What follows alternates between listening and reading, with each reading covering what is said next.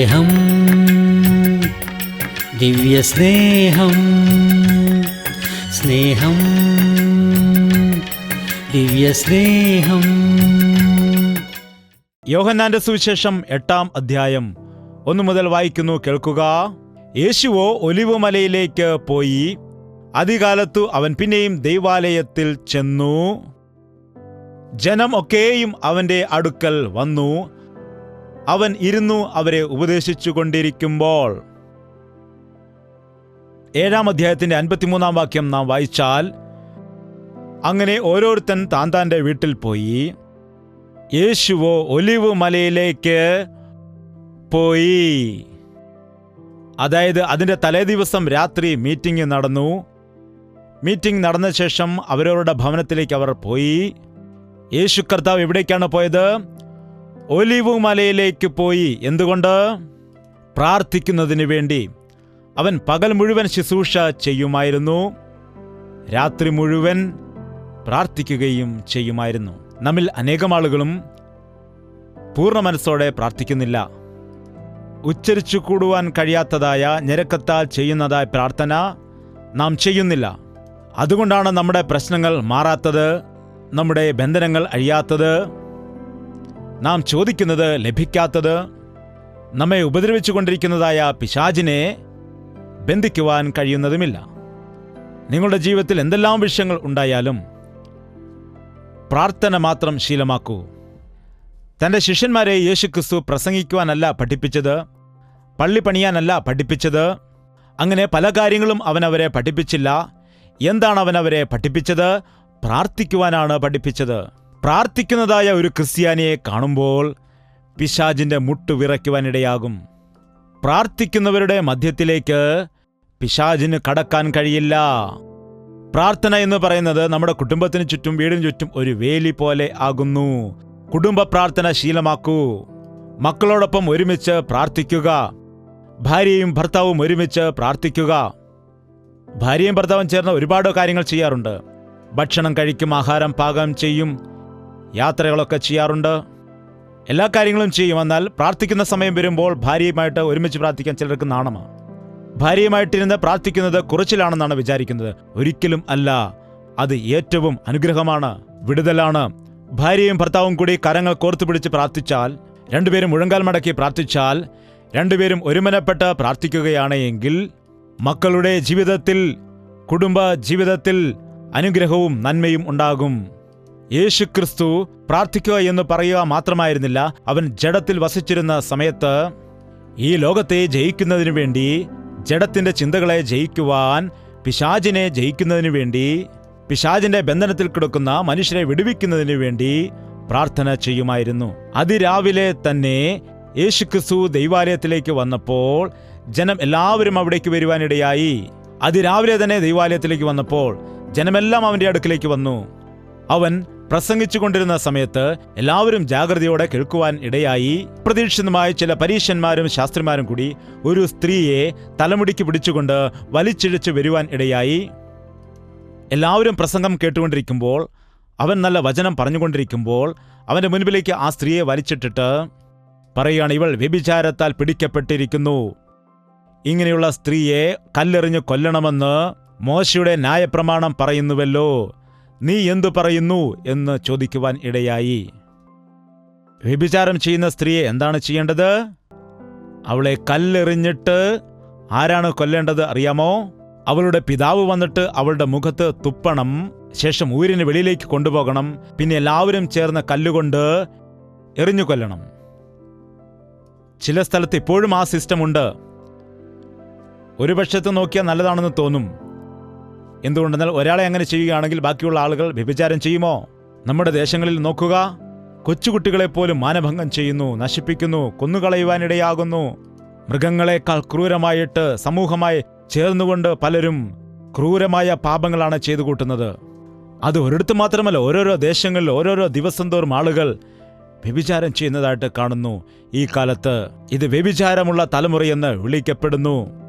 മനുഷ്യൻ ചെയ്യുന്ന സകല പാപങ്ങളും ശരീരത്തിന് പുറത്താകുന്നു. എന്നാൽ വ്യഭിചാരം ചെയ്യുന്ന വ്യക്തി, ജാരത്വം ചെയ്യുന്നതായ വ്യക്തി തൻ്റെ സ്വന്തം ശരീരത്തിന് എതിരായിട്ട് പാപം ചെയ്യുന്നു. ദൈവം നമുക്ക് ശരീരം നൽകിയിരിക്കുന്നത് ദൈവത്തിനു വേണ്ടി ആകുന്നു, അല്ലാതെ പിശാചിനു വേണ്ടിയല്ല, വേശ്യകൾക്ക് വേണ്ടി അല്ല, അശുദ്ധിയായി ജീവിക്കുന്നതിന് വേണ്ടി അല്ല. ഇവൾ ചെയ്തത് തെറ്റാണ്. തെറ്റാണോ അല്ലയോ? വ്യഭിചാരം ചെയ്തപ്പോൾ പിടിക്കപ്പെടാനിടയായി. ഇപ്പോൾ ഇവളെ കല്ലെറിഞ്ഞ് കൊല്ലേണമോ എന്ന് കർത്താവിനോട് ചോദിച്ചു. അവനെ പരീക്ഷിക്കാൻ വേണ്ടിയായിരുന്നു ചോദിച്ചത്. അപ്പോൾ ഒരുപക്ഷെ യേശുക്രിസ്തു ശരി, കല്ലെറിഞ്ഞ് കൊല്ലൂ എന്ന് പറഞ്ഞാൽ അവർ ചോദിക്കുമായിരുന്നു, നീ കരുണയില്ലാത്തവനാണോ, ദയയില്ലാത്തവനാണോ, സ്നേഹമില്ലാത്തവനാണോ എന്ന് പറഞ്ഞ് അവന്റെ മേൽ കുറ്റം വിധിക്കാൻ വേണ്ടി നോക്കുമായിരുന്നു. ഒരുപക്ഷെ പറയുകയാണ്, സാരമില്ല, അവളെ വിട്ടുകളയൂ എന്ന് പറഞ്ഞാൽ ചോദിക്കുമായിരുന്നു, നീ നീതിമാനല്ലയോ, നീ വിശുദ്ധൻ അല്ലയോ, ഇങ്ങനെയുള്ളവരെ വെറുതെ വിട്ടാൽ ദേശത്ത് മുഴുവൻ പാപമുണ്ടാകില്ലേ എന്ന് പറഞ്ഞ് ആ രീതിയിലും കുറ്റം വിധിക്കുന്നതിന് വേണ്ടി. അപ്പോൾ കർത്താവ് എന്താണ് പറഞ്ഞത്? കല്ലെറിഞ്ഞ് കൊല്ലുവാൻ പറഞ്ഞോ? എറിയണ്ടെന്നാണോ പറഞ്ഞത്? എന്താണ് പറഞ്ഞത്? നിങ്ങളിൽ പാപമില്ലാത്തവൻ ആദ്യം എറിയട്ടെ. അവളെ ഒരു പാപിനി എന്ന രീതിയിലാണല്ലോ നിങ്ങൾ വിളിച്ചുകൊണ്ടുവന്നത്. നിങ്ങളിൽ പാപമില്ലാത്തവൻ ആദ്യം അവളെ കല്ലെറിയട്ടെ എന്ന് പറഞ്ഞ് അവൻ തറയിൽ ഇരുന്നിട്ട് നിലത്ത് വിരൽ കൊണ്ട് എന്തോ എഴുതിക്കൊണ്ടിരുന്നു. എന്താണ് ചെയ്തത്? മണലിന്മേൽ എന്തോ എഴുതിക്കൊണ്ടേയിരുന്നു. പലപ്പോഴും നാം ചിന്തിക്കുന്നത് എന്താണെന്ന് വെച്ചാൽ, അവർ ചെയ്യുന്നതായ പാപം നാം ചെയ്യാത്തത് കൊണ്ട് നാം നല്ലവരും അവർ ചീത്ത ആളുകളും ആണെന്നാണ്. നീ ചെയ്തിരിക്കുന്നതായ തെറ്റ് നിനക്കൊരു തെറ്റായിട്ട് കാണുന്നില്ല. എന്തുകൊണ്ടെന്നാൽ മറ്റുള്ളവരുടെ തെറ്റുകൾ നീ വലുതായിട്ട് കാണുന്നു, നിന്റെ തെറ്റ് നിനക്ക് ചെറുതായിട്ടും തോന്നുന്നു. ഓരോരുത്തരും ചെയ്തതായ തെറ്റുകൾ ഏറ്റുപറഞ്ഞുപേക്ഷിക്കുകയായിരുന്നുവെങ്കിൽ ലോകത്തിലിപ്പോൾ പോലീസിന്റെ ആവശ്യം ഇല്ലായിരുന്നു. എന്നാൽ നമുക്കുള്ള പ്രശ്നം എന്താണെന്ന് വെച്ചാൽ, നമ്മുടെ തെറ്റുകൾ നാം ഒരിക്കലും അംഗീകരിക്കുകയില്ല. അതുപോലെ മറ്റുള്ളവരുടെ തെറ്റുകൾ കാണിച്ചിട്ട് അവരുമായി കലഹിക്കുവാനുമിടയാകും. യേശുക്രിസ്തു ഇതിന് പരിഹാരം നൽകി. ഓരോ തവണയും നീ മറ്റുള്ള ഒരാൾക്ക് നേരെ വിരൽ ചൂണ്ടുന്ന സമയം എന്താണ്? നാം ഒരാൾക്ക് നേരെ വിരൽ ചൂണ്ടുന്ന സമയത്ത് ബാക്കിയുള്ള 3 വിരലുകൾ എങ്ങോട്ട് ചൂണ്ടുന്നു? അപ്പോൾ നിന്റെ കാര്യം എങ്ങനെയാണ്? എന്താണ്? നീ അവരെ കുറ്റം വിധിക്കുന്നു. നിന്റെ കാര്യം എന്താണ്? ഇതാ നോക്കി, ഈ വിരൽ എങ്ങോട്ടാണ് കാണിക്കുന്നത്? ദൈവം കാണുന്നുണ്ട്, ജാഗ്രത. നിന്റെ കാര്യം ആർക്കറിയാം? ദൈവത്തിനറിയാം. ഓർക്കുക, മറ്റുള്ളവർക്ക് നേരെ വിരൽ ചൂണ്ടുമ്പോഴെല്ലാം ഈ കാര്യം നീ മനസ്സിലാക്കിയാൽ മറ്റുള്ളവരെ കുറ്റം വിധിക്കുന്നത് നാം ഉപേക്ഷിക്കും. പലപ്പോഴും മാതാപിതാക്കളും അവരുടെ മക്കളും തമ്മിൽ കലഹമുണ്ടാകാറുണ്ട്. കൗമാരപ്രായക്കാരായ മക്കളെ കണ്ടിട്ടില്ലേ?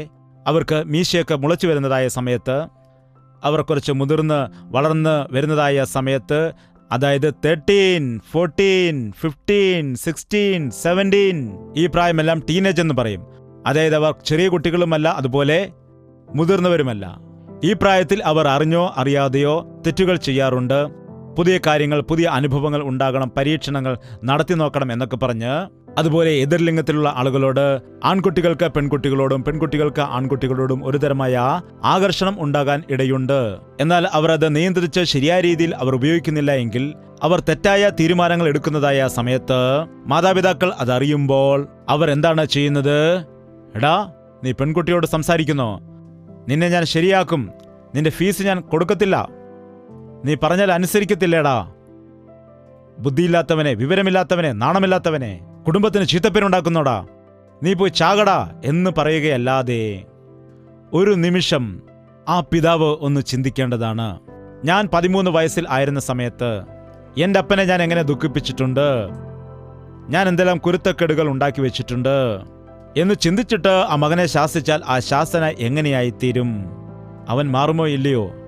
മോനെ, ഇത് കൗമാരപ്രായമാണ്, നീ വളരെ സൂക്ഷിച്ചായിരിക്കണം, ഓരോ കാര്യങ്ങളും ചിന്തിക്കണം, അല്ലെങ്കിൽ എൻ്റെ പോലെ ജീവിതം നശിക്കാനിടയാകും, തെറ്റായ കാര്യങ്ങൾ ചെയ്യരുത്, മോനെ നീ ഞങ്ങളെ അനുസരിക്കണം എന്ന് സ്നേഹത്തോടെ പറയാനിടയാകും. അനുഭവത്തിന്റെ വെളിച്ചത്തിൽ പറയും.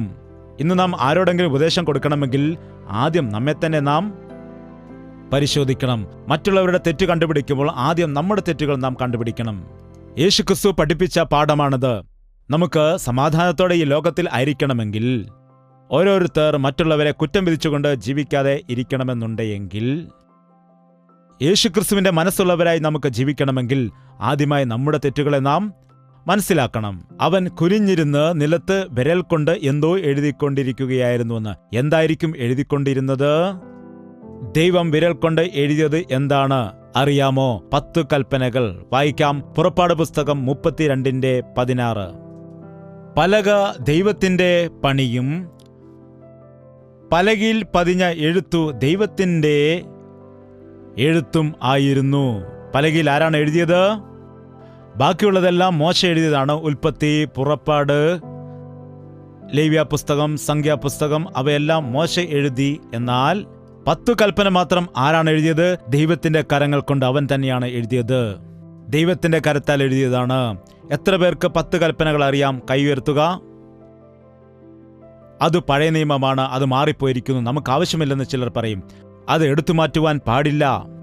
അവന്റെ വചനം നിത്യവും നിലനിൽക്കുന്നു. 10 കൽപ്പനകൾ എത്ര ആളുകൾക്കറിയാം? ചില ആളുകൾക്ക് അറിയില്ല.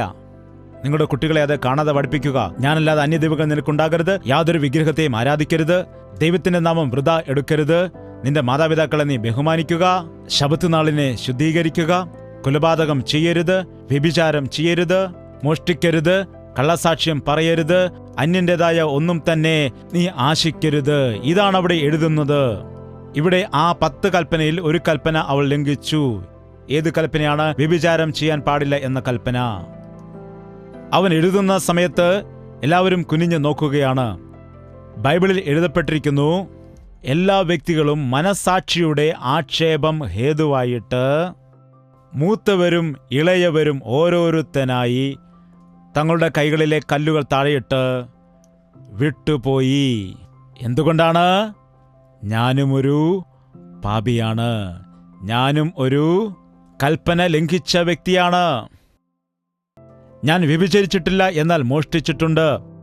ഞാൻ മോഷ്ടിച്ചിട്ടില്ല, എന്നാൽ കള്ളസാക്ഷ്യം പറഞ്ഞിട്ടുണ്ട്. ഞാൻ കള്ളസാക്ഷ്യം പറഞ്ഞിട്ടില്ല, എന്നാൽ കൊലപാതകം ചെയ്തിട്ടുണ്ട്.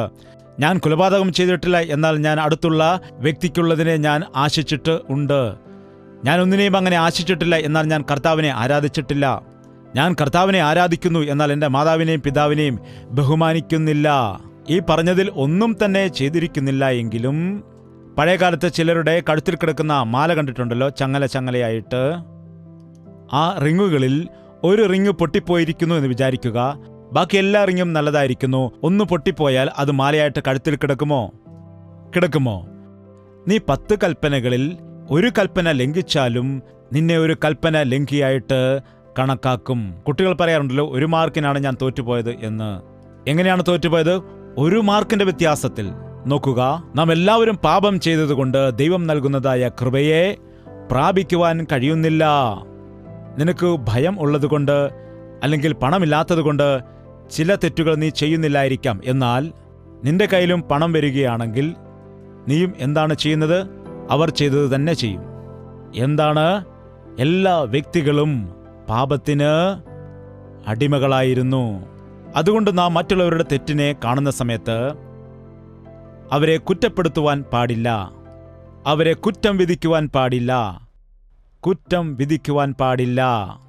നീ മറ്റുള്ളവരെ വിധിക്കുമ്പോൾ ദൈവം നിന്നെയും വിധിക്കുവാൻ ഇടയാകും. വിധിക്കുക എന്നത് എൻ്റെ ജോലിയാണെന്നാണ് കർത്താവ് പറഞ്ഞത്. അതുകൊണ്ട് ഈ കാലത്ത് നമ്മുടെ ഭവനങ്ങളിലെ കലഹത്തിന് കാരണമറിയാമോ? ഭാര്യയുടെ കുറ്റം ഭർത്താവ് പറയും, ഭർത്താവിൻ്റെ കുറ്റം ഭാര്യയും പറയും. 2 പേരും അങ്ങനെ തർക്കിക്കാനിടയാകും. ആരും താഴുകയില്ല. അവസാനം എന്താണ് സംഭവിക്കുന്നത്? കുടുംബം വേർപിരിയും, ഛിന്ന ഭിന്നമായി പോകും.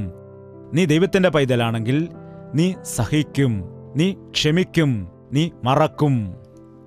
നീ കുടുംബത്തെ പണിയുവാനിടയാകും. ജ്ഞാനമുള്ളവൾ തൻ്റെ വീട് പണിയുന്നു, ഭോഷയായവൾ തൻ്റെ കരം കൊണ്ട് തൻ്റെ വീട് പൊളിച്ചു കളയുന്നു. കർത്താവ് പറഞ്ഞ സമയത്ത് എല്ലാവരും മനസ്സാക്ഷിയുടെ ആക്ഷേപം ഹേതുവായി തിരികെ പോയി. നമുക്കൊന്ന് വായിക്കാം. യോഹന്നാന്റെ സുവിശേഷം 8-ാം അധ്യായം 8-9 വാക്യങ്ങൾ. പിന്നെയും കുനിഞ്ഞ് വിരൽ കൊണ്ട് നിലത്ത് എഴുതിക്കൊണ്ടിരുന്നു. അവർ അത് കേട്ടിട്ട്, അതിനുശേഷം എന്താണ് എഴുതിയിരിക്കുന്നത്? മനസ്സാക്ഷിയുടെ ആക്ഷേപം ഹേതുവായി. നോക്കൂ, ആക്ഷേപം ഹേതുവായിട്ട് മൂത്തവരും ഇളയവരും ഓരോരുത്തനായി വിട്ടുപോയി എന്ന് എഴുതിയിരിക്കുന്നു. എന്തുകൊണ്ടാണ് അവർ കടന്നുപോയത്? മനസ്സാക്ഷിയുടെ നിമിത്തം. എത്ര പേർക്ക് ഇവിടെ മനസ്സാക്ഷിയുണ്ട്? കൈ ഉയർത്താമോ? എന്താണിങ്ങനെ പതിയെ കൈ ഉയർത്തുന്നത്? ഇപ്പോഴാണോ ഉറക്കത്തിൽ നിന്ന് എഴുന്നേറ്റേ? ചില ആളുകളുടെ മനസ്സാക്ഷി നല്ല ഉറക്കത്തിലാണ്. കുറച്ച് ആളുകളുടെ മനസ്സാക്ഷി കോമാ സ്റ്റേജിലാകുന്നു. കുറച്ച് ആളുകളുടെ മനസ്സാക്ഷി മരിച്ചുപോയിരിക്കുന്നു. ചില ആളുകളുടെ മനസ്സാക്ഷി ചൂടുവെച്ചവരായി. മനസ്സാക്ഷി ചൂടുവെച്ചിരിക്കുന്നു. മനസാക്ഷി. നാം തെറ്റ് ചെയ്യുന്ന സമയത്ത് മറ്റുള്ളവരത് കണ്ട് പറയുന്നതിന് മുൻപേ നമ്മുടെ മനസാക്ഷി ചൂണ്ടിക്കാണിക്കുന്നു. നമ്മോടത് പറയും, നീ ചെയ്യുന്നത് തെറ്റാണ്, നീ ചെയ്യുന്നത് തെറ്റാണ് എന്ന് മനസാക്ഷി മുന്നറിയിപ്പ് നൽകിക്കൊണ്ടേയിരിക്കും. നീ മോഷ്ടിക്കുകയാണെങ്കിൽ എന്തുകൊണ്ടാണ് ഭയപ്പെടുന്നത്? നിന്റെ മനസാക്ഷി പറയുന്നു നീ ചെയ്യുന്നത് തെറ്റാണെന്ന്. എന്തുകൊണ്ടാണ് നീ വ്യഭിചാരം ചെയ്യുമ്പോൾ പേടിക്കുന്നത്? എന്തുകൊണ്ട് അങ്ങോട്ടും ഇങ്ങോട്ടും നോക്കുന്നു? എന്തുകൊണ്ട് വാതിലുകൾ അടയ്ക്കുന്നു? എന്തുകൊണ്ട് ലൈറ്റുകൾ ഓഫ് ചെയ്യുന്നു? അവരുടെ മനസാക്ഷി മുന്നറിയിപ്പ് കൊടുക്കും, തെറ്റാണ്, തെറ്റാണ്, തെറ്റാണ്, തെറ്റാണ്. അനേകം ആളുകൾ ഇന്ന് മനസാക്ഷിക്ക് കീഴ്പ്പെടുന്നില്ല, മനസാക്ഷിയെ ദുഃഖിപ്പിക്കുകയാണ്. മനസാക്ഷി അവരോട് നിരന്തരം പറഞ്ഞുകൊണ്ടേയിരിക്കും. 1 തവണ, 2 തവണ, 3 തവണ, 4 തവണ, 5 തവണ പറയും. എന്നിട്ടും നീ അത് അംഗീകരിക്കുന്നില്ല എങ്കിൽ നിന്റെ മനസാക്ഷി പിന്നെ പ്രവർത്തിക്കില്ല. ഇപ്പോൾ കാറിൽ യാത്ര ചെയ്യുന്ന ആളുകൾ സീറ്റ് ബെൽറ്റ് ഇടണം എന്ന നിയമം വന്നിരിക്കുന്നു. നീ ആ ബെൽറ്റ് ഇടുന്നില്ല എങ്കിൽ കാറിൽ ഒരു അലാറം ഉണ്ടാകും. പുതിയ മോഡലുകളിലൊക്കെ അത് കാണുന്നുണ്ട്. നീ സീറ്റ് ബെൽറ്റ് ധരിച്ചിട്ടില്ല. ബെൽറ്റ് ഇടുന്നത് വളരെ ബുദ്ധിമുട്ടായിരിക്കുന്നു, എനിക്ക് ബെൽറ്റ് ഇടണോ എന്ന് ഞാനൊരു ബ്രദറിനോട് ചോദിച്ചു. അപ്പോൾ പറഞ്ഞു, കുഴപ്പമില്ല, കുറെ നേരം അലാറം അടിച്ചിട്ട് ഓഫ് ആയിക്കൊള്ളുമെന്ന് പറഞ്ഞു. അലാറം അടിച്ചിട്ട് എന്ത് ചെയ്യുമെന്നാണ്? 5 മിനിറ്റ് അലാറം അടിച്ചിട്ട് പിന്നെ അങ്ങ് ഓഫ്. ഇനി നീ പോയി ചാവുകയാണെങ്കിൽ ചാകൂ എന്ന് പറഞ്ഞ് വിട്ടുകളയും, പിന്നെ പറയില്ല. നമ്മുടെ മനസാക്ഷിയും അങ്ങനെയാണ്. എന്താണ്? നിനക്ക് ആദ്യം അത് മുന്നറിയിപ്പ് നൽകും, എങ്കിലും നീ അനുസരിക്കുന്നില്ല എങ്കിൽ പിന്നീട് അത് പറയില്ല. മദ്യപാനിയുടെ മനസാക്ഷി പ്രവർത്തിക്കുകയില്ല. ആദ്യമായിട്ട് കുടിക്കുന്നവരെ നോക്കൂ, വളരെ ഭയമായിരിക്കും. ആരെങ്കിലും കാണുമോ എന്ന് ഭയം, മണം വരാതിരിക്കുവാൻ വേണ്ടി നോക്കും. എന്നാൽ കുറെ നാൾ കഴിഞ്ഞിട്ട് നേരെ കുടിച്ചിട്ട് വരും, ഞാൻ കുടിക്കും, ആരാണ് ചോദിക്കാനെന്ന് പറഞ്ഞ്. എന്താണ് സംഭവിച്ചത്? അവന്റെ മനസാക്ഷി പ്രവർത്തിക്കുന്നില്ല, അവന് നാണമില്ല, ലജ്ജയില്ല. കാരണം മനസാക്ഷി മരിച്ചുപോയിരിക്കുന്നു. മനസാക്ഷി മരിച്ചുപോയാൽ മനുഷ്യന് അത് വളരെ അപകടകരമാണ്. വളരെ ഗുരുതരമായ പാപത്തിൽ നാം പെട്ടുപോകുവാനിടയാകും. ചില ആളുകളെ സംബന്ധിച്ച് ചൂടുവെച്ചതായ മനസാക്ഷി ഉണ്ടെന്നാണ് പറയുന്നത്. ചില മാതാപിതാക്കൾ പറയും, ഇവനോട് ഇനി എത്ര പറഞ്ഞിട്ടും കാര്യമില്ലാത്തതുകൊണ്ട് ചൂടുവെച്ച് മതിയാവും എന്ന് പറഞ്ഞ് ചൂട് വെക്കുകയാണെങ്കിൽ അവന്റെ കൈ പൊള്ളി നിലവിളിക്കുവാൻ ഇടയാകും, പിന്നെ മരുന്നൊക്കെ വെച്ച് കെട്ടും. അങ്ങനെ കുറെ നാളൊക്കെ കഴിഞ്ഞിട്ട് വീണ്ടും അതേ തെറ്റ് തന്നെ ആവർത്തിക്കുകയാണെങ്കിൽ, എടാ നിന്നെ ഇനിയും ചൂട് വെക്കുമെന്ന് പറയുമ്പോൾ പറയും, ശരി വെച്ചോളൂ അമ്മേ. അപ്പോൾ അത് കെട്ട് ഇവനെ ഒരു പാഠം പഠിപ്പിക്കണമെന്ന് പറഞ്ഞാൽ അവന്റെ കൈ വീണ്ടും പൊള്ളിക്കുവാനിടയായി. വീണ്ടും അത് കുറഞ്ഞു, വീണ്ടും കൈ പൊള്ളിച്ചു, വീണ്ടും അത് കുറഞ്ഞു, വീണ്ടും കൈ പൊള്ളിച്ചു. അങ്ങനെ കുറെ നാൾ കഴിഞ്ഞിട്ട് വീണ്ടും പൊള്ളിക്കും എന്ന് പറഞ്ഞാൽ അതിനെന്താ എന്ന് പറഞ്ഞ് കൈ നീട്ടിത്തരും. എന്താണ് സംഭവിച്ചത്? അവന്റെ കൈക്ക് അവിടെ തഴമ്പ് പിടിച്ചിരിക്കുന്നു. അവന്റെ സ്കിന്നിന് തഴമ്പ് വന്നിരിക്കുന്നത് കൊണ്ട് അവന് പിന്നെ ചൂട് അറിയുകയില്ല. അതാകുന്നു ചൂട് വെച്ചതായ മനസാക്ഷി. കണ്ടിട്ടില്ലേ? രാവിലെ മദ്യപിച്ചിട്ട് വരും, വൈകുന്നേരം ആകുമ്പോൾ പ്രാർത്ഥിക്കും. അങ്ങനെയുള്ള ആളുകളുണ്ടോ നിങ്ങളുടെ ഭവനത്തിൽ? കണ്ടിട്ടില്ലേ? കർത്താവേ എന്നോട് ക്ഷമിക്കണമേ അപ്പാ, കർത്താവേ ഞാൻ അറിയാതെ മദ്യപിച്ചതാണ്, നീ അല്ലാതെ ആരാണ് എനിക്കുള്ളത്, ക്ഷമിക്കണമേ അപ്പാ, ക്ഷമിക്കണമേ, ഇനി ഒരിക്കലും ഞാൻ മദ്യപിക്കത്തേയില്ലപ്പാ. ഭാര്യ എന്ത് വിചാരിക്കും? കർത്താവേ എൻ്റെ ഭർത്താവ് മാറി, ഹല്ലേലൂയ ദൈവമേ എന്ന്. വീണ്ടും അടുത്ത ദിവസം വൈകുന്നേരം നോക്കുമ്പോൾ ഇങ്ങനെ ആടിയാടി വരുന്നത് കാണാം. വീണ്ടും രാത്രി കരഞ്ഞ് പ്രാർത്ഥിക്കുന്നത് കാണാം. അങ്ങനെ അവൻ എന്ത് സംഭവിച്ചിരിക്കുന്നു? അതൊരു ശീലമായി മാറിയിരിക്കുകയാണ്.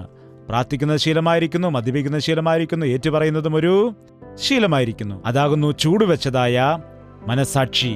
അവരെ നമുക്കൊരിക്കലും മാറ്റുവാൻ കഴിയത്തില്ല, വളരെ ബുദ്ധിമുട്ടാണ്. പുതുതായി രക്ഷിക്കപ്പെട്ട ആളുകൾ, ആദ്യമായി യേശുക്രിസ്തുവിനെ അറിഞ്ഞിട്ട് വന്ന ആളുകൾ ആദ്യമായി വചനം കേൾക്കുമ്പോൾ ഭയപ്പെടും. എന്നാൽ വചനം കേട്ട് കേട്ട് കേട്ട് പഴകിയ ആളുകൾക്ക് എന്താണ് സംഭവിക്കുന്നത്? മനസാക്ഷി മരവിച്ചിരിക്കും. യേസന്ന പാസ്റ്റർ ഒരു കഥ പറയുമായിരുന്നു. അദ്ദേഹത്തിന് മീറ്റിങ്ങിന് വേണ്ടി പല ഗ്രാമങ്ങളിലും ഞാനും പോയിട്ടുണ്ട്. എന്താണെന്നറിയാമോ? ഒരു നാട്ടിൽ തുണി കഴുകുന്നതായ ഒരു അലക്കുകല്ലുണ്ടായിരുന്നു. ആ അലക്കുകല്ലിൻ്റെ കീഴിൽ കുറേ തവളകളുണ്ടായിരുന്നു. ഒരു ദിവസം ആ തവളകളുടെ ഇടയിലേക്ക് ഒരു പുതിയ തവള വരുവാനിടയായി. അലക്കുകാരൻ വന്നിട്ട് തുണി ശക്തമായി അലക്കുമല്ലോ. അങ്ങനെ തുണി കഴുകാൻ വേണ്ടി വന്നിട്ട് തുണി അലക്കിയപ്പോൾ പഴയ തവളകളെല്ലാം മൗനമായിട്ട് തന്നെ ഇരുന്നു. പുതുതായിട്ട് വന്ന തവള അമ്മോ എന്ന് പറഞ്ഞിട്ട് ചാടുവാനിടയായി.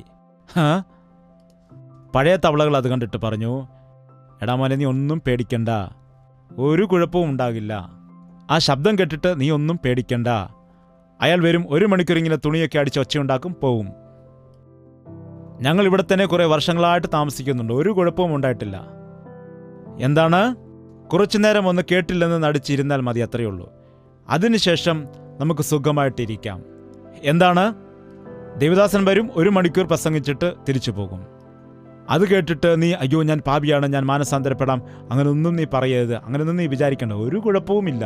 കുറെ നേരം ഇരിക്കൂ, നല്ലൊരു ഭക്തനെ പോലെ ഇരിക്കൂ. പിന്നീട് നീ തിരിച്ചു ചെന്നിട്ട് നിന്റെ ഇഷ്ടമുള്ളതുപോലെ ജീവിക്കൂ.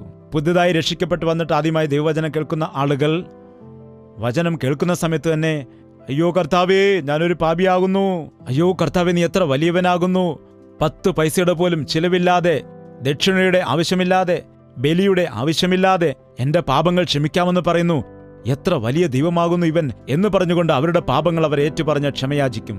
നിനക്കാണെങ്കിൽ വചനം കേട്ട് ശീലമായിരിക്കുന്നു. വളരെ അപകടകരമാണത്, ശരിയല്ലേ? അപകടമാണ്. ജീവിച്ചിരിക്കുന്നവൻ എന്ന പേര് മാത്രമാണ് നിനക്കുള്ളത്, എന്നാൽ നീ മരിച്ചവനാകുന്നു. അനേകം ആളുകൾ മരിച്ചു ജീവിക്കുന്നവരാണ് ഇന്ന്. പുറമേ ഭക്തിയുള്ളവരായിട്ട് ജീവിക്കുന്നു, എന്നാൽ അതിൻ്റെ ശക്തിയെ വെളിപ്പെടുത്തുന്നില്ല. എല്ലാവരുടെയും മനസ്സാക്ഷി മരവിച്ചു പോകുവാനിടയായി. മനസ്സാക്ഷിക്ക് വീണ്ടും എപ്പോഴാണ് ജീവൻ വരുന്നതെന്ന് അറിയാമോ? ഉറങ്ങുന്ന മനസ്സാക്ഷിയാകട്ടെ, മരവിച്ച മനസ്സാക്ഷിയാകട്ടെ, മരിച്ചുപോയ മനസ്സാക്ഷിയാകട്ടെ, എപ്പോൾ ഉണർവ് പ്രാപിക്കുമെന്നറിയാമോ? ദൈവത്തിന്റെ വചനം കേൾക്കുന്ന സമയത്ത് മനസ്സാക്ഷി തട്ടി ഉണർത്തപ്പെടുവാനിടയാകും. നിന്റെ വചനം പ്രസംഗിക്കുന്ന സമയത്ത് അത് വെളിച്ചമായി മാറുന്നു. പാപനിമിത്തം, അകൃത്യം നിമിത്തം മരിച്ചവരായിരുന്ന നമ്മെ കർത്താവ് കരം പിടിച്ച് എഴുന്നേൽപ്പിക്കുവാനിടയായി. അതുകൊണ്ട് അങ്ങനെയുള്ള ആളുകളെ ദൈവസന്നിധിയിലേക്ക് കൂട്ടിക്കൊണ്ടുവരിക, ദൈവത്തിന്റെ വചനം കേൾപ്പിക്കുവാനിടയാക്കുക, മുഴങ്കാലിലിരുന്ന് പ്രാർത്ഥിക്കുവാൻ അനുവദിക്കുക. നിങ്ങൾ എത്ര നേരം വചനം കേട്ടു എന്നത് ഒരു വശം, എത്ര നേരം കേട്ട വചനമനുസരിച്ച് നിങ്ങൾ പ്രാർത്ഥിച്ചു എന്നത് മറ്റൊരു വശമാകുന്നു. നിങ്ങൾ മുഴങ്കാൽ മടക്കി പ്രാർത്ഥിക്കുന്ന സമയത്ത് ദൈവത്തിന്റെ പരിശുദ്ധാത്മാവ് നിങ്ങൾക്ക് ബോധ്യം വരുത്തി തരും. എന്താണ്? പാപത്തെക്കുറിച്ചും നീതിയെക്കുറിച്ചും ന്യായവിധിയെക്കുറിച്ചും നമുക്ക് ബോധ്യം വരുത്തി തരുമ്പോൾ പാപത്താൽ, അകൃത്യത്താൽ മരിച്ചവരായിരിക്കുന്ന നമുക്ക് ജീവൻ വരാനിടയാകും. ഒരു മരിച്ചുപോയവന്റെ നെഞ്ചിന്റെ മുകളിൽ ഒരു 30 കിലോ ഭാരം വെച്ചിട്ട്, എടാ എത്ര കിലോ ഉണ്ടെന്ന് ചോദിക്കുകയാണെങ്കിൽ അയാൾ എന്തു പറയും? അല്ലെങ്കിൽ ഒരു 50 കിലോ ഭാരം വെച്ചിട്ട്, ഇപ്പോഴെങ്കിലും നിനക്ക് ഭാരം അറിയാൻ കഴിയുന്നുണ്ടോ എന്ന് ചോദിച്ചാൽ എന്തു പറയും? 50 കിലോ ഭാരം നെഞ്ചിലിരിക്കുന്ന സമയത്ത് പെട്ടെന്ന് ജീവൻ വരുന്നു എന്ന് വിചാരിക്കുക, എന്തു പറയും അപ്പോൾ? ഒന്നും പറയത്തില്ലേ? നെഞ്ചിലൊരു 50 കിലോ ഭാരം ഇരിക്കുമ്പോൾ ജീവൻ വന്നെന്ന് വിചാരിക്കുക, അപ്പോൾ എന്തോ ഉണ്ടെന്ന് തോന്നുന്നു എന്നാണ് പറയുന്നത്. അയ്യോ, ഇതെടുത്ത് മാറ്റാൻ എനിക്ക് ശ്വാസം മുട്ടുന്നു, ഞാൻ ചാകാൻ തുടങ്ങുന്നു, എനിക്ക് ശ്വാസം മുട്ടുന്നു, അയ്യോ എന്ന് നിലവിളിക്കുവാനിടയാകില്ലേ? അതാണ് ജീവൻ വരുമ്പോഴുള്ള വ്യത്യാസം. ദൈവസന്നിധി വരുമ്പോൾ ഞാനെല്ലാം തികഞ്ഞവനാണെന്ന് പറയുന്നവൻ, ദൈവത്തിന്റെ ആത്മാവ് അവനെ ഉണർത്തുന്ന സമയത്ത്, അവരിലേക്ക് ജീവൻ വരുന്നതായ സമയത്ത്, ഉണർവ് ഉണ്ടാകുന്ന സമയത്ത് അവരിലെ പാപം എത്ര വലുതായിരിക്കുന്നു എന്ന്, എത്ര വലിയ പാപിയാണെന്ന് പറഞ്ഞ് കൊച്ചുകുട്ടികൾ കരയുന്നത് പോലെ കരയുവാൻ ഇടയാകും. ഇന്ന് ക്രിസ്തീയ സഭകളിൽ ആ ഉണർവ് കാണുന്നില്ല, ഉണർവ് കാണുവാൻ കഴിയുന്നില്ല. പരിശുദ്ധാത്മാവ് പരിശുദ്ധാത്മാവ് എന്ന് പറയുന്നത് അല്ലാതെ, സൗഖ്യം സൗഖ്യം അത്ഭുതമെന്നൊക്കെ പറയുന്നത് അല്ലാതെ അനുതാപം കാണുവാൻ കഴിയുന്നില്ല. മദ്രാസിൽ ഞങ്ങൾക്കൊരു ചെറിയ സഭയുണ്ട്. ഒരു സമയത്ത് വലിയൊരു ഉണർവ് അവിടെ ഉണ്ടായി. ഉണർവുണ്ടായിരുന്ന സമയത്ത് തറയിൽ പായ വിരിച്ചിട്ട് അവിടെ ഇരുന്നതായ ആളുകൾ, അന്ന് മീറ്റിംഗിൽ സംബന്ധിച്ച ആളുകളുടെ കണ്ണുനീർ വീണിട്ട് ആ പായെല്ലാം കുതിരുവാൻ ഇടയായി. ഇത്രമാത്രം അവരെ കണ്ണുനീരൊഴുക്കി പശ്ചാത്തപിച്ച് കരയുവാനിടയെ. മദ്യപാനികൾ മാനസാന്തരപ്പെട്ടു. പരസ്പരം വിദ്വേഷം പുലർത്തിയുന്ന ആളുകൾ പരസ്പരം കരം പിടിച്ച് ക്ഷമയാചിച്ച് കരയുവാനിടയായി. അമ്മായിപ്പനും മരുമകനും പരസ്പരം സംസാരിക്കാതെ ജീവിച്ചിരുന്ന ആളുകൾ, ഒരു കുടുംബത്തിൽ താമസിച്ചിരുന്നവർ അനുതാപത്തോടുകൂടി പരസ്പരം കാലുപിടിച്ചിട്ട് എന്റെ തെറ്റാണെന്ന് പറഞ്ഞ് കരയുവാനിടയായി. അത് കാണുന്നത് എത്ര മനോഹരമായിരുന്നു! കുടുംബത്തിൽ എത്രമാത്രം സന്തോഷം ഉണ്ടായി! അതാകുന്നു ഉണർവ്. വരുന്ന ആളുകൾ അതുപോലെ തന്നെ തിരിച്ചു പോവുകയാണെങ്കിൽ, വചനം കേട്ട ആളുകൾ അതുപോലെ തന്നെ തിരിച്ചു പോയാൽ അവിടെ ഉണർവ് ഇല്ല. അവരുടെ മനസ്സാക്ഷി ഉണർത്തപ്പെടുന്നില്ല. കർത്താവിന്റെ സന്നിധിയിൽ വരുമ്പോൾ മനസ്സാക്ഷി ഉണർത്തപ്പെടണം. അവരെല്ലാവരും കർത്താവിനെ കുറ്റം വിധിക്കാനാണ് വന്നത്. എന്നാൽ അവരുടെ മനസ്സാക്ഷി അവരെ കുറ്റം വിധിച്ചപ്പോൾ ഓരോരുത്തർക്ക് പുറകെ ഓരോരുത്തരായി കടന്നു പോകാനിടയായി. നിന്റെ തെറ്റുകൾ കണ്ടിട്ട് നീ പോവുകയാണോ? അതിനെ ഏറ്റുപറഞ്ഞ് ഒരു പുതിയ ജീവിതം നീ ജീവിക്കുകയാണോ ചെയ്യുന്നത്? നിന്റെ ഇഷ്ടം. എഴുന്നേറ്റ് നിൽക്കാം, നമുക്ക് പ്രാർത്ഥിക്കാം. വായി തുറന്നിട്ട്, കർത്താവേ, ഞാൻ മോഷണം ഒന്നും നടത്തിയിട്ടില്ല, എന്നാൽ ഞാൻ അന്യരുടെ വസ്തുക്കൾ ആഗ്രഹിച്ചിട്ടുണ്ട്. എന്നിൽ അത്യാഗ്രഹം ഉണ്ട്. എന്നിൽ വ്യഭിചാരത്തിന്റെ ചിന്തകൾ ഉണ്ട്. ഞാൻ വ്യഭിചാരം ചെയ്യുന്നില്ല, എന്നാൽ എൻ്റെ മനസ്സിൽ മുഴുവൻ വ്യഭിചാരത്തിന്റെ ചിന്തകളാണ്. നല്ല ചിന്തയോടുകൂടി ഒരു സ്ത്രീയെയും അല്ലെങ്കിൽ ഒരു പുരുഷനെയും കാണുവാൻ കഴിയുന്നില്ല. എൻ്റെ ഹൃദയത്തിൽ വ്യഭിചാരത്തിൻ്റെ ചിന്തകളുണ്ട്. ഞാനൊരു പാപിനിയാണ്, എന്നോട് ക്ഷമിക്കണമേ. വായ് തുറന്ന് കർത്താവിനോട് പ്രാർത്ഥിക്കുക. ഞാൻ ആരെയും കത്തികൊണ്ട് കുത്തിയിട്ടില്ല, എന്നാൽ മറ്റുള്ളവരോട് എൻ്റെ മനസ്സിൽ വലിയ പക ഉണ്ട്. ദ്രോഹം ചിന്തിച്ചിട്ടുണ്ട്. സഹോദരനെ ദ്രോഹി എന്ന് വിളിക്കുന്നവൻ ന്യായം വിധിക്കപ്പെടുവാനിടയാകുമെന്ന് പറഞ്ഞല്ലോ. എൻ്റെ തെറ്റുകൾ ഞാൻ മനസ്സിലാക്കുന്നപ്പാ. എന്നിലെ ഈ ദേഷ്യത്തെയെല്ലാം മാറ്റണമേ. അസൂയ എടുത്തു മാറ്റണമേ അപ്പാ. ഈ ജഡത്തിൻ്റെ ചിന്തകളെല്ലാം മാറ്റണമേ. പരിശുദ്ധാത്മാവിനെ എനിക്ക് നൽകണമേ. എൻ്റെ ഹൃദയത്തിൽ പിശാചിൻ്റെ ചിന്തകളുണ്ട്.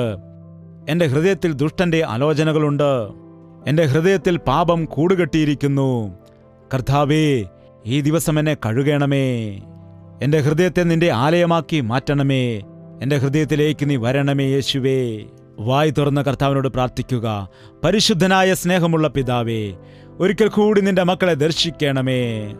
ആരുടെ ഹൃദയത്തിൽ നിന്ന് ഏതൊക്കെ ഞരക്കങ്ങളാണ് വരുന്നത്, ആരെല്ലാം ഏതെല്ലാം വിഷയങ്ങൾക്കാണ് പ്രാർത്ഥിക്കുന്നത്, ഞങ്ങളുടെ ജീവിതത്തിൽ എന്തെല്ലാം കുറവുകളുണ്ട്, ഞങ്ങൾ ഏത് സ്ഥിതിയിൽ ആയിരിക്കുന്നു എന്ന് നന്നായി അറിയുന്നതായ കർത്താവേ, ഞങ്ങളെ വ്യക്തമായി അറിയുന്നതായ ഞങ്ങളുടെ യേശുവേ, ഞങ്ങളുടെ ജീവിതത്തെ അറിയുന്ന കർത്താവേ, നിനക്ക് വന്ദനം. ഞങ്ങളുടെ ഭാവിയെ അറിയുന്ന കർത്താവേ, നിനക്ക് നന്ദി കരേറ്റുന്നു. ഞങ്ങളുടെ ഭൂതകാലത്തെ അറിയുന്ന കർത്താവേ, നിനക്ക് നന്ദി കരേറ്റുന്നു. ഞാനും നിന്നെ ശിക്ഷ വിധിക്കുന്നില്ല. ഞാൻ നിന്റെ പാപം ക്ഷമിക്കുന്നു. സമാധാനത്തോടെ കടന്നു പോകൂ. ഇനിയും നീ ചെന്ന് പാപം ചെയ്യരുത് എന്ന വാക്കുകൾ ഞങ്ങളുടെ ഹൃദയത്തിൽ രേഖപ്പെടുത്തുവാൻ സഹായിക്കണമേ. നിന്റെ വാക്കുകളെ അനുസരിക്കുവാൻ ഞങ്ങളെ നീ സഹായിക്കണമേ. നിന്റെ സാക്ഷികളായിട്ട് ജീവിക്കുവാൻ ഞങ്ങളെ നീ സഹായിക്കണമേ. ഇവിടെ ഏതെങ്കിലും മദ്യപാനി ഉണ്ടെങ്കിൽ, ഇവിടെ പ്രാർത്ഥിക്കുന്ന വ്യക്തികളുടെ ഭവനത്തിൽ മദ്യപാനി ഉണ്ടെങ്കിൽ, ഞങ്ങൾ ഈ പ്രാർത്ഥിക്കുന്ന സമയത്ത് തന്നെ നസ്രയനായ യേശുക്രിസ്തുവിന്റെ അധികാരമുള്ള നാമത്തിൽ എല്ലാ മദ്യപാനത്തിന്റെ സ്പിരിറ്റിൽ നിന്നും വിടുതൽ സംഭവിക്കട്ടെ. അവർ ഇഷ്ടപ്പെടുന്ന ആ മദ്യപാനം ഉപേക്ഷിക്കുന്നതിന് അവരുടെ സ്വഭാവത്തെ നീ മാറ്റണമേ. എത്രയോ ആളുകൾ ഇന്ന് ജീവിതത്തിൽ നിരാശ ഉണ്ടായിട്ട് മരിച്ചു പോകാമെന്ന് ചിന്തിച്ചിരിക്കുന്ന ആളുകൾ, അങ്ങനെയുള്ളവർ ഇന്ന് പ്രത്യാശയുള്ളവരായി ജീവിക്കാൻ സഹായിക്കണമേ. ഞാൻ ജീവിച്ചിരുന്ന ദൈവത്തിൻ്റെ പ്രവൃത്തികളെ വർണ്ണിക്കുമെന്ന് പറയുവാൻ, എൻ്റെ പാപത്തിനു വേണ്ടി എൻ്റെ സ്ഥാനത്ത് യേശുക്രിസ്തു മരിച്ചതുകൊണ്ട് ഞാൻ അവനു വേണ്ടി ജീവിക്കുവാൻ ഇടയാകും എന്ന തീരുമാനമെടുത്തുകൊണ്ട് ഇവിടെ നിന്ന് കടന്നു പോകാൻ സഹായിക്കണമേ. യേശുക്രിസ്തുവിൻ്റെ നാമത്തിൽ അപേക്ഷിക്കുന്നു പിതാവേ. ആമേൻ, ആമേൻ, ആമേൻ. സ്നേഹം, ദിവ്യ സ്നേഹം, സ്നേഹം, ദിവ്യ സ്നേഹം. നിങ്ങൾക്ക് വേണ്ടി ഞങ്ങളും പ്രാർത്ഥിക്കണമെന്ന് ആഗ്രഹിക്കുന്നുണ്ടെങ്കിൽ ഇപ്പോൾ തന്നെ ഫോൺ ചെയ്യുക. ഞങ്ങളുടെ പ്രാർത്ഥനാ വീരന്മാർ ഒരുങ്ങിയിരിക്കുന്നു. കർത്താവിന്റെ സന്നിധിയിൽ നിങ്ങൾക്ക് വേണ്ടി പ്രാർത്ഥിക്കുവാൻ ഞങ്ങൾ ആശയോടെ ആയിരിക്കുന്നു. നിങ്ങൾ പറയുന്ന പ്രാർത്ഥന വിഷയങ്ങളെല്ലാം എന്നെയും എഴുതി അറിയിക്കുന്നു. ഞാനും നിങ്ങൾക്ക് വേണ്ടി പ്രാർത്ഥിക്കുന്നുണ്ട്. കർത്താവ് അത്ഭുത കാര്യങ്ങൾ നമുക്കായി ചെയ്യും. നിങ്ങളും പ്രാർത്ഥിക്കുക. ദൈവത്തിന്റെ നാമത്തെ മഹത്വപ്പെടുത്തുക. സ്നേഹം, ദിവ്യ സ്നേഹം, സ്നേഹം, ദിവ്യ സ്നേഹം. നിങ്ങൾ എപ്പോഴെങ്കിലും ഈ പ്രോഗ്രാമിനു വേണ്ടി ഒരു ചെറിയ സംഭാവന ഇതുവരെ അയച്ചു തന്നിട്ടുണ്ടോ? ഇല്ല എങ്കിൽ ദയവിച്ചത് ഇന്നു തന്നെ ഒരു സ്തോത്രകാഴ്ച അയച്ചു തന്ന് ഞങ്ങൾക്ക് ലഭിക്കുന്ന അനുഗ്രഹങ്ങൾ നിങ്ങളും പ്രാപിക്കേണ്ടതിന്, ഈ സുവിശേഷം മറ്റുള്ള ആളുകളും കേൾക്കേണ്ടതിനു വേണ്ടി ഇതിനെ സ്പോൺസർ ചെയ്തുകൊണ്ട് ദൈവം നൽകുന്ന അനുഗ്രഹങ്ങൾ പ്രാപിക്കുക. ഓൺലൈനിൽ കൂടിയും DDMO-യിൽ കൂടി നിങ്ങളുടെ സംഭാവന അയക്കാൻ കഴിയും. ഇതിനെക്കുറിച്ചുള്ള കൂടുതൽ വിവരങ്ങൾക്കായിട്ട് 08939393939 എന്ന നമ്പറിലേക്ക് വിളിക്കുക. കർത്താവിന്റെ ഹൃദയത്തിൽ വീണ്ടും കാണാം. അപ്പോൾ വരെ ദൈവത്തിന്റെ മഹാകൃപ നിങ്ങളോട് കൂടിയുണ്ടായി. Kalvari darisana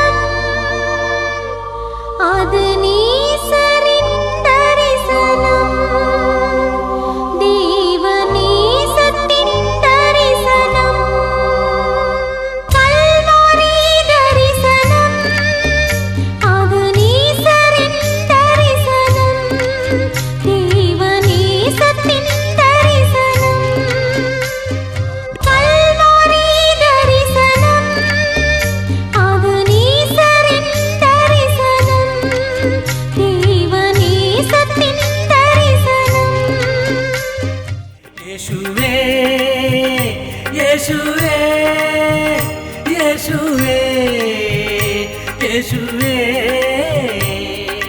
നിന്നെ നിന്നെ എന്നും ഞാൻ സേവിക്കും നീ മാത്രം രാജാവെന്നും നിന്നെ നിന്നെ എന്നും ഞാൻ സേവിക്കും നീ മാത്രം രാജാവെന്നും യേശുവേ യേശുവേ യേശുവേ യേശുവേ യേശുവേ യേശുവേ യേശുവേ യേശുവേ യേശുവേ യേശുവേ യേശുവേ